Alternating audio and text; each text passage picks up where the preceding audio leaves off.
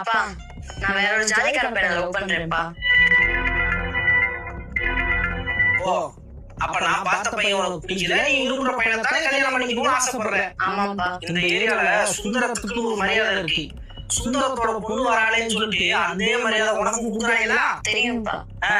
இப்ப நீ அந்த மரியாதையெல்லாம் கெடுத்துட்டு எவ்வளவு வேற ஜாதிக்காரனை இழுத்துட்டு நீ ஓட போற. இப்ப பாரு, சுந்தரம் தான் பொண்ணு வேற ஒரு ஜாதிக்கார பையனை லவ் பண்றான்னு தெரிஞ்ச உடனே தான் பொண்ணு கூட பார்க்காம கொண்டுட்டான்டா அப்படிங்கிற பேரு அந்த கௌரவத்தோட வாழ்ந்தா எப்படி இருக்கும்? இல்லப்பா, கேவலமா இருக்கும்பா.